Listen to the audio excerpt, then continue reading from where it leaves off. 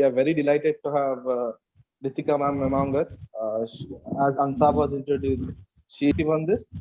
Along with that, she is also a practitioner in this field. So that will give us a very good exposure, and we stand in very good stead.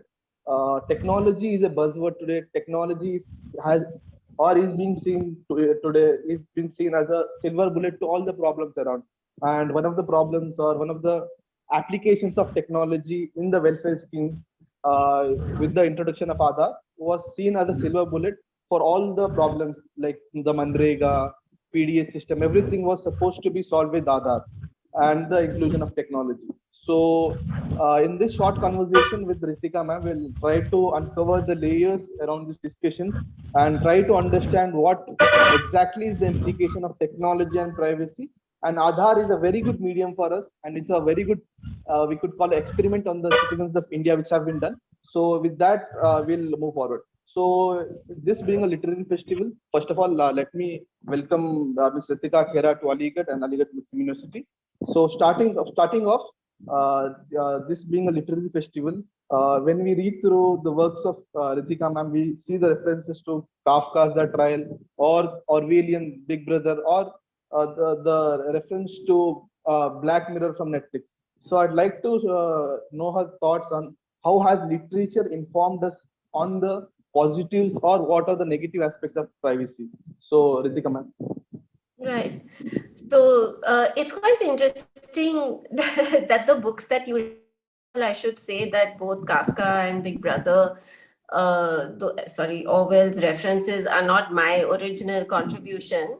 Those parallels between what technology and databases do to human society have been made by, especially by Professor Daniel Solove, who has written about technology and privacy issues, and he's been writing for almost 20 years now. And I thought that the analogy really resonated with me when I read it because of the work that I was doing on welfare and Aadhaar. So basically what we were seeing on the ground is in our field studies is that people were being denied their benefits. Sometimes it was in the form of not getting their NREGA wages. Other times suddenly their pensions were discontinued, or in other cases they were not be able to get their rations from the ration shop, from the public distribution system. And the main sense of frustration, both for them and for us as researchers, was that nobody could understand why that disruption happened. Why did they get excluded when things were moving along smoothly until recently?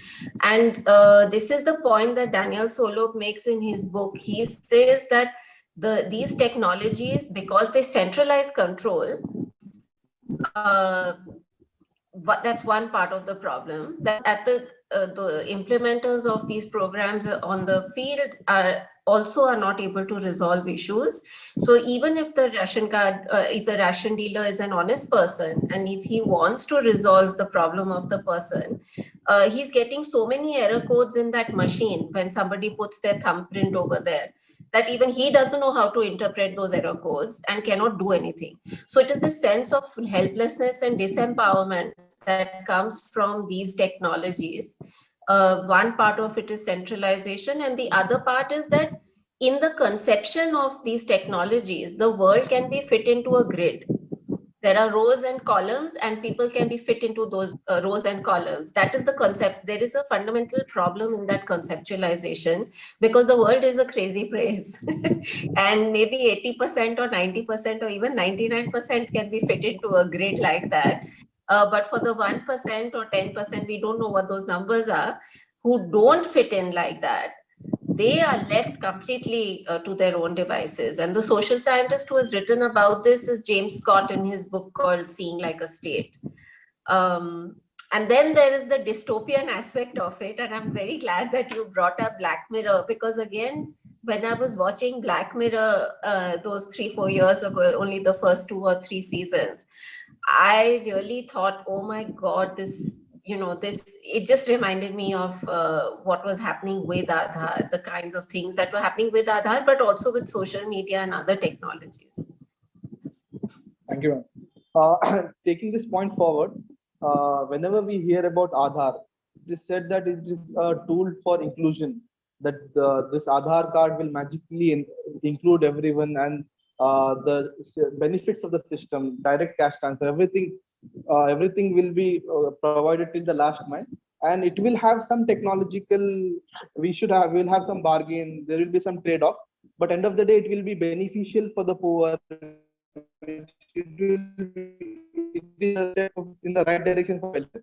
But in a book, you dissect this and you call it as a welfare facade. So this is a very good media for us to engage with technology, or vice versa. You say that data is the new oil and Aadhaar is the drill.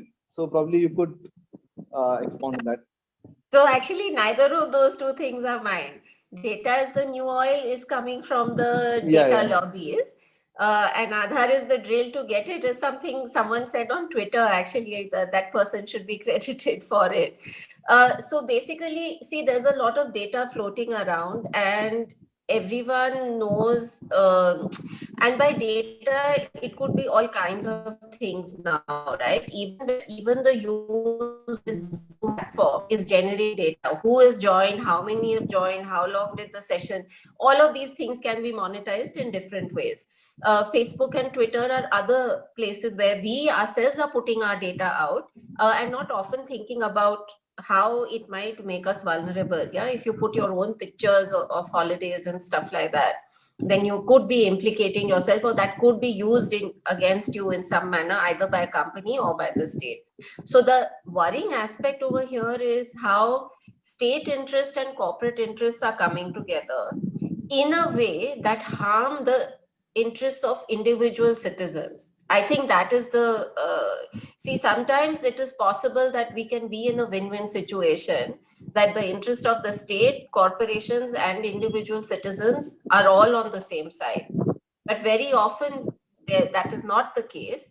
And I think that is the reason for worry with the state, with a project like Aadhaar, because the state can use it not only for surveillance purposes, but like we have seen last year in Parliament, one of the ministers said that they had sold people's motor vehicle data that had been gathered by the government. Now, the government we give our data to the government because we think that they will keep it safe, not because we think. So, what is the problem if the government sells the data? That's another question some people have.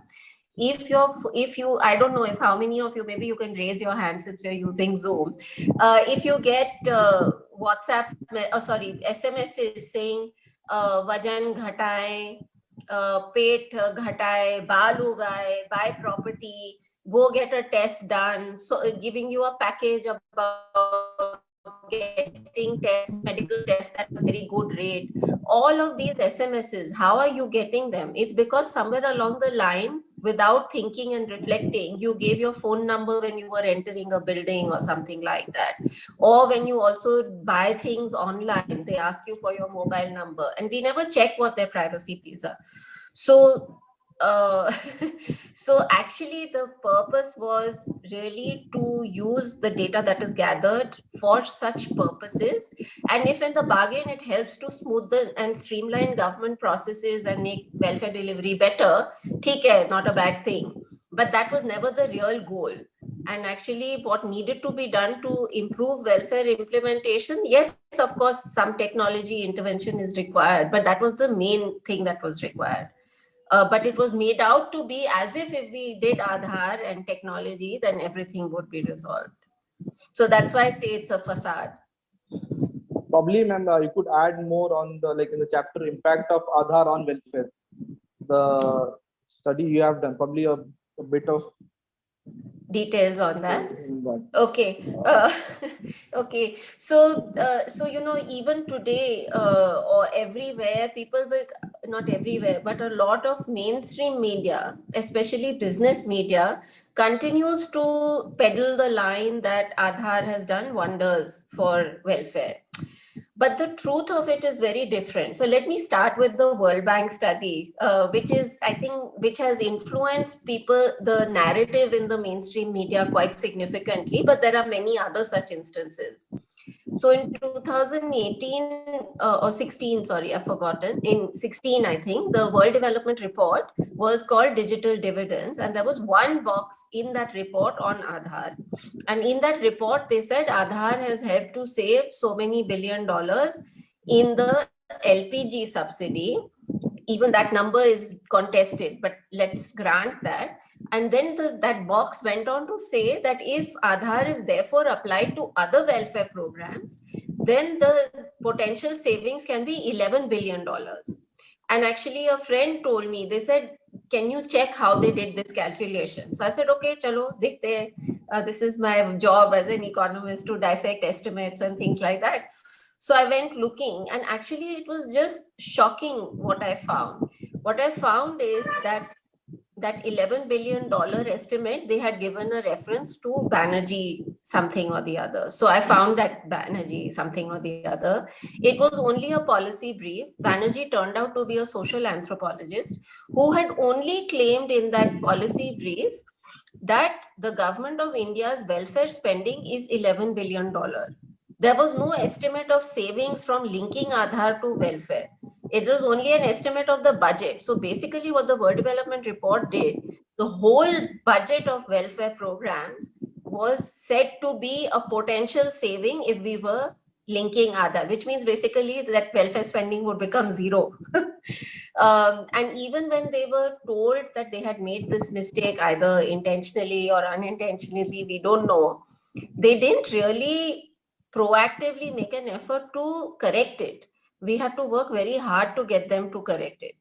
And actually, even the way they were trying to justify later on, no, actually the total savings is $11 billion because the total expenditure is 10 times more. Yeah. So anyway, so what we find on the ground is that people get left out because first of, so think of it as a hurdle race. Okay. If you're running a race to get to the finishing line, which is say your ration card or your Narega job card, wages, etc., then the government has put many hurdles on the way. First, you have to know about the scheme, then you have to apply for it and be eligible for it. And even after that, you may or may not get in depending on the budgets that are available. So am I still visible and audible to everyone? Because suddenly I don't see anyone else. Hello? You're there. Okay, fine. Yeah. Sorry. So it's a hurdle race. It's very hard for people to get their entitlements. Now, so what they did earlier is they had to apply and be eligible, and then maybe sometimes even pay a bribe to get what is their entitlement, and then they would reach the finishing line, which would be getting a ration card. At the finishing line now, the government has put 3 more hurdles. They have said now to continue to get the same benefits, now go get Aadhaar, enroll for Aadhaar, link Aadhaar to your ration card, and every month when you go to buy your ration, then you must go and make your thumbprint work. Now, these things may seem easy to us because maybe it was easy for us to get it. But for many people, getting that Aadhaar number, enrolling has become a big struggle. For others, linking it has become a big struggle because the linking fails, even if, especially in Ahmedabad, actually, I learned that for Muslim names, especially, right? If you have Muhammad, you can have many different spellings. You can do MD, MO, MUH, and just that one letter can make a big difference in whether or not you're able to link your Aadhaar number. Yeah. And then the third thing, of course, is to make your fingerprint work when you go. Now, that itself is a big thing because it requires 3 or 4 technologies to work at the same time. You need that there should be electricity or enough charge in the POS machine, point of sale machine. You need that your linking has happened successfully. The food department server should work. UIDAI server should work. And at the time that you authenticate yourself, your fingerprint should match what it was when you had enrolled. If you have a small cut, like today I have a small cut, suppose it was on my thumb, then maybe my fingerprint authentication would have failed. And why? Because why are we doing this? The whole village is standing there and saying this is Ritika, but the technology has to recognize you. So basically what has happened is that actually the chori and the corruption of a handful of people, which is the dealers, for that, because the government has failed to hold them accountable to punish them, the entire population is being criminalized, and they are paying the price of authenticating themselves and all of that for the fault of somebody else, because the state is failing in holding these people to account. Ma'am, can we conclude that in the chapter you have talked about elite consent and the Aadhaar project was rolled on? Even now, that narrative exists that Aadhaar has been a silver bullet for welfare program. Can we interlink those things and draw a Right. conclusion? Yeah. So I'm glad you asked this actually. I think you're right that to a large extent, I think it is true that this narrative continues. For instance, one very prominent, when all of us were raising concerns both about the welfare aspects, see, according to them, it's a win-win situation Yeah. because, it's working beautifully for them. They're cutting down their costs on welfare programs, but projecting it as a savings and efficiency and all of that. But from our point of view as citizens, it's a lose-lose situation because poor people are being denied their benefits on the one hand, and all of us, rich or poor, we are being pushed or nudged towards a surveillance state in different ways. And privacy is a huge concern. But at that time when these debates were happening in 1617, a very prominent journalist was trying to make fun of those who were raising the alarm bells by saying that they are wine and cheese and Netflix watching liberals. Perhaps I, I don't know what to say. That journalist should be asked if he thinks that privacy is not a concern, then like Glenn Greenwald says in his talk on privacy, let's ask that journalist to give his password to us. Let's see if he is not bothered about privacy and if it's only a wine and cheese liberal kind of issue. So I think the mainstream media, either because they didn't understand, and sometimes when they understood, they're actually doing propaganda on behalf of the government. This is something that news laundry type of people are highlighting all the time. Who is funding these news outlets? And whose purpose are they serving? Are they serving the public interest, or are they serving the interest of their owners and their advertisers? That is something we should all be aware of. And so I think that narrative has continued, and yet I would say that much has changed. I mean, we've been working for this for more than 10 years. And of course, we feel very disappointed that only we were able to convince only one judge in the Aadhaar bench. But I think even that is an achievement. And also when Corona and COVID, the pandemic happened, and the government was trying to push for the Arogya Setu app, you could see how within 10 days, people were immediately able to understand what the problems with that technology were, both in terms of whether it is good technology or bad technology, but also the privacy concerns. So given the quick reaction and response, and then what happened is that the government could not make it compulsory in quite the same way that it would have liked. And I think that is an achievement of the whole debate around privacy and Aadhaar. So obviously these things will change slowly, and we have to continue to keep trying. I do think things have changed a little bit, but it has to become a political issue before we can, make a fundamental change to people's lives. True. On the second aspect, on the privacy aspect, you have beautifully touched in your book on the different dimensions like bodily integrity, data integrity, and then you have mapped inadequate responses. Probably if you could touch on those aspects, and then we will come on to, you have mentioned about one judge being on the side of privacy. Probably we'll dissect that. Yeah. So, so I've forgotten the different responses, but I'll try to recall some of them. One of the things that often the people from the people who believe in Aadhaar and such technologies, this is not actually only Aadhaar, right? It is this whole ecosystem that we have to be aware of. For me, Aadhaar became an entry point into understanding the dangers of digital technologies. But now, of course, there is great literature on these things, very good people who help us understand these issues.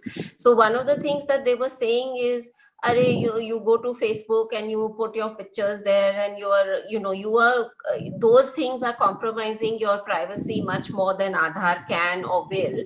And similarly with mobile phones.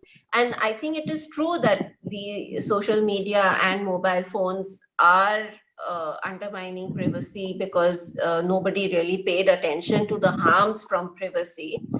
But that doesn't mean that you should let Aadhaar also do this, right? So the analogy that I have given, I think, in the book is that probably I'll mention the 4 points. You can expand on that. One was elite privacy is an elite concern. Second was everything is out there. Third was we have nothing to hide. Fourth was there is law in place. Yeah.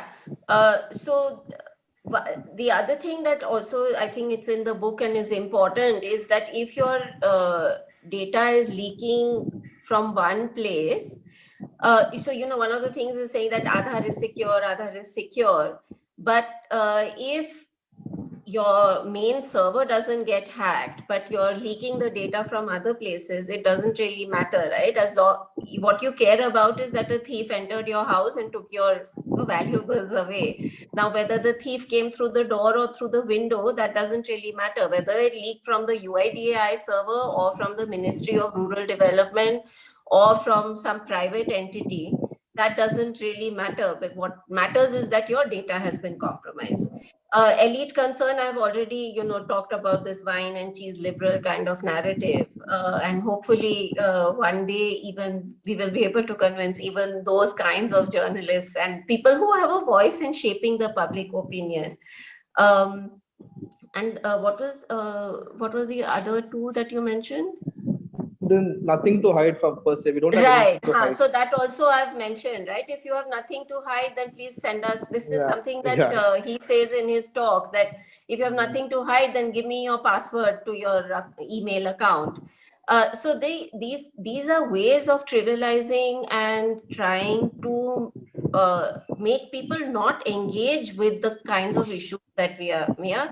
So if you make fun of somebody like that, then you're basically saying that ye log pagal hain. That these people are crazy and they are conspiracy theorists and this and that. And so don't bother with them, don't pay attention to them. And it works a lot of the time, but obviously then the other thing I think that is important is that when it happens to you, like I might say to you 100 times that Santoshi Kumari died because her family was unable to link their Aadhaar number to the PTS ration card. But you say, oh, terrible, not a good thing, but we can resolve these issues. But when you yourself one day get locked out of something because you're not able to link Aadhaar to something, then you will understand that nahi, ye log sahi baat bol rahe hain, okay, this is actually happening. And a lot of the time what is happening is that many people are suffering, but we don't hear about it because the main narrative is that Aadhaar is wonderful. So the people who are suffering, they think, oh, I'm the only one who's experiencing this problem. I'm an aberration. I'm the kind of person who doesn't fit on the grid. So I should find a way of dealing with it without understanding that this is a much more widespread issue. And then there is a class dimension as well, that the ones who are affected are predominantly poor people who don't have a voice in Indian democracy. Even the mainstreaming of Aadhaar in the public debates happened when people like you and me who had mobile phones and bank accounts were told that you must link these things with Aadhaar. Then we started thinking, "Arey, isme logic kya hai?" Yeah, there is no logic. We had been saying exactly the same thing about PDS ration card and Narega ration card. Isme logic kya hai? And nobody believed us. They said, nahi, usme to logic hai. So it's when it came to their own homes and their own lives, and people then began to think, Arey. So it is also a comment on who has voice in Indian democracy, along with so many other things. We are talking about Indian democracy, and judiciary has been the custodian in some sense. So what is your take on the privacy judgment and the entire debate on right to privacy? Or like Justice A.P. Shah in his forward mentions that a dissenting judgment is a hope for someday in the future. So how do you look at the entire Yes, matter? definitely. I totally agree with Justice Shah that uh, see, if we, in spite of the odds, if we were able to convince one judge, then I feel that in the future, with more discussion and debate, more awareness, and more reporting, we can still hope to contain the dangers. And this is now not an India debate, right? This is happening all over the world. It's taking different shapes and forms. Internationally, Facebook has become the villain. But it is like doing similar thing. Think of Aadhaar as an Indian, mega Facebook, right? Which is kind of, it's like a government version of Facebook Yeah, because they true. want to link everything. Yeah. And if you have been able to see the dangers of Facebook and what it has been doing, then you should be able to also sit up and at least think about Aadhaar related issues. And as far as going forward, see what the judiciary will do. They are coming from society, right? So there, of course, there's learned people from society, but you know that learned people will also have a range of views, and unless this message is reaching everyone and across the board, we will not be able to convince the judiciary. But hopefully, if one could be convinced, I feel that in the future we can still hope that others will understand these problems. Uh, Taking this forward, ma'am, two of the important events that have shaped the last year. One was the entire CAA debate, Citizenship Amendment Act, and the other was we are passing through a pandemic, Corona. Writer like Yuval Noah Harari, like he tells that we had over the skin surveillance after Corona. After this apps, we will have under the skin surveillance. So how do you look at the technological shifts and ruptures coming in the days forward? First on the CAA aspect, because people say there's no need of NRC, NPR per se. Aadhaar can be directly linked to citizenship or a coded citizenship. So, See, Aadhaar has a long history in a sense. Before Aadhaar, there was something called the MNIC, Multi-Purpose Identity Card, which was initiated in the time of Vajpayee after the Kargil war happened in Kashmir. Now, after that, it kind of went into cold storage. It didn't really get very far. And when the UPA government, the second UPA government came in 2009, is when they started pushing this. They got Nandan Nilikani on board, and he was able to do what had not been possible previously, which is to spin this as a welfare program.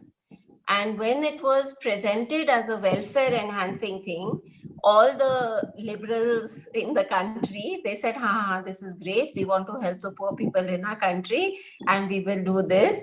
And even though some people had raised privacy concerns, and even actually I got into the debate on the welfare side, saying that the claims that they're making about welfare are wrong. Even in theory, they're wrong. Forget implementation is, so it's like demonetization was a bad policy that was badly implemented. Aadhaar is a bad policy which is badly implemented. And so you can imagine the kind of torture it inflicts on people for whom it doesn't work because they get cut out. So it, that was the history of it. Now, during the UPA 2 government, when Congress and was in power and Nandan Nilekani was heading it, I don't know if some of you remember, but there was a big tiff between UIDAI and the Home Ministry, which was at that time headed by Mr. P. Chidambaram, because half of the Aadhaar enrollments were supposed to be done through the National Population Register, which was being done by the Census Office. And then basically there was and they were not moving fast enough, whereas UIDAI, they had that private incentive-based model. So basically, you could set up a camp, and the more people you enrolled in a day, the more money you earn. And of course, that increased the numbers, but it also meant there was a lot of errors in the database. But as a result of that TIF, basically, all of the enrollment ultimately fell into the lap of UIDAI. And then you know that NPR is linked to NRC and the CAA. So in that sense, I've been saying that, this Aadhaar and NPR and CA, they're joint at the hip, these debates. So Aadhaar was saying that it is only for residents. But if that is the case, then why in Assam did they stop Aadhaar enrollment, right? So we have to ask, I mean, it's all there in the open. I'm not saying anything new or clever or anything. It's just, I'm just putting it in one place. And then again, again, in the case of COVID and the pandemic, there are two problems. One is that, this idea of making Aadhaar sort of voluntary mandatory, which has been their trick. Double speak has been very much. Yeah, When yeah, they say inclusion, they mean exclusion. When they say voluntary, they actually mean mandatory. When they say volunteers, they actually mean paid people, paid like lakhs of rupees. So even for vaccines, there is pressure now to give your Aadhaar number. And why should giving, this health is a right, and it should not be held hostage to things like that. Although now, I mean, in principle, you can go with your driver's license and voter ID, but I'm told that in the software, they still ask you to put your Aadhaar number. So again, and then there is the, again, going back to where we started, this big data meets big brother kind of thing. There is a big data game going on even in the pandemic, right? So for instance, now if they're saying that 45 plus people can get vaccinated if they have comorbidities, they're also collecting data on comorbidities, right?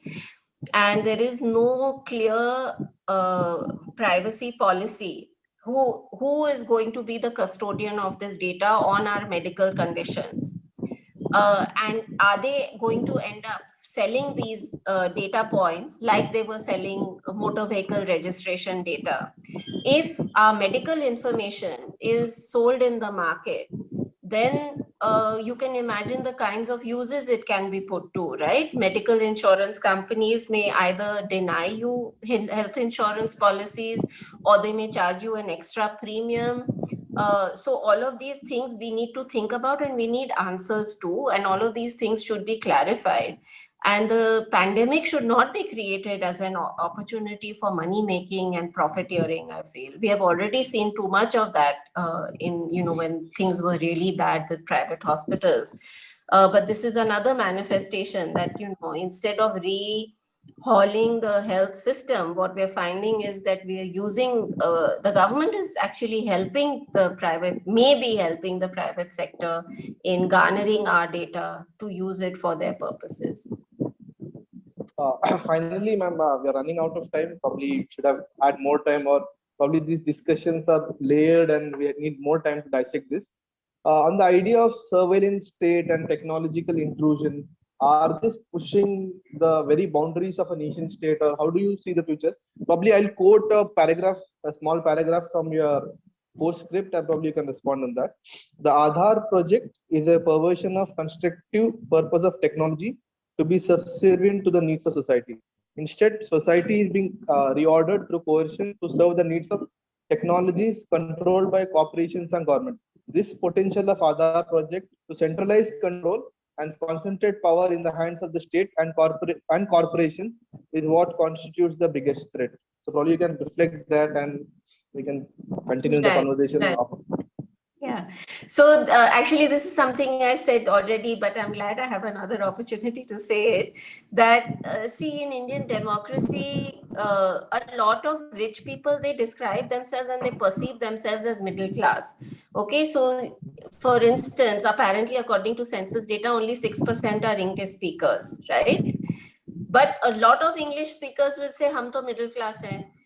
Similarly, only 11% of households own a car, but a lot of car owners in the country think of themselves as middle class, and this is a serious problem, right? Because what we are doing in this manner is that we are forgetting that the bulk of the population, we are just kind of making them invisible. We are not even acknowledging their existence. And what we are seeing with this Aadhaar kind of furthering of that kind of process, where there is a serious conflict of interest, right? Nandan Nilekani came into the UPA2 government from Infosys and has eventually gone back to Infosys.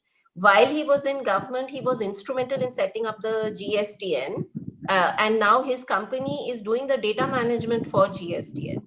So, and there are lots of examples of this. Bill and Melinda Gates Foundation, they are sitting in the World Bank's ID4D program, and apparently now they're also being put on some committee of the UN on digital. So how can you have people who have a vested interest in these technologies sitting in panels which are supposed to arbitrate between different sections of society, right? And this, I think this is basically a manifestation of, going away from democracy towards plutocracies, where so much of the money is controlled by so few people. Governments are starved of funds. Governments are not willing to impose wealth taxes to provide the funds that they need to carry on their functions. And so more and more functions of the government, of the state, are being taken over by these plutocrats in the garb of philanthrocapitalism or philanthropy, whether it is funding media outlets or it is funding research in universities. Even consultants in ministries are funded by these philanthrocapitalists. So in the case of Aadhaar, it's not so much Bill and Melinda Gates Foundations, it's the Omidyar network, which has two types of interventions it makes. There are some for-profit interventions, including fintech, which rides on technologies such as Aadhaar. Then they have not-for-profit interventions. And if you see anyone who was doing serious work on Aadhaar, they are now funded by Omidyar network. So this is what is called friendly research. They will not say to them, don't say this or don't say that. But the fact is that if I had received money from Omidyar network for my research on Aadhaar, then maybe I wouldn't be saying all this. It would be a bit awkward for me to say this, right?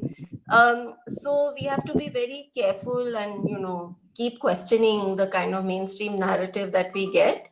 And I think I recognize that a lot of these technologies are not, they seem like they might be enabling democracy, and they are in some ways. Like Twitter has given a voice to Dalit activists and people in a way that mainstream media never did it. But we have to also see how they are manipulating, they can be manipulated, undermine them. Ma'am, we are running out of time. Probably a final message for the participants of Literary Festival from you on how do we take this fight of civil liberties, privacy, and take this baton forward. A message from you. Right. I feel tell everyone, think more about these issues, think hard about before you upload a photograph anywhere or give your mobile number while entering a mall or a parking spot or anywhere. And also, I think read more. I feel that there is a lot of good material. So we have to always, don't just see what is the headline, read the fine details. And use your voice in whatever way possible. Thank you. We hope to see you soon at Aligarh physically, ma'am. Me too. Thank you so much. Thank you, ma'am. Thank you, ma'am. Yeah.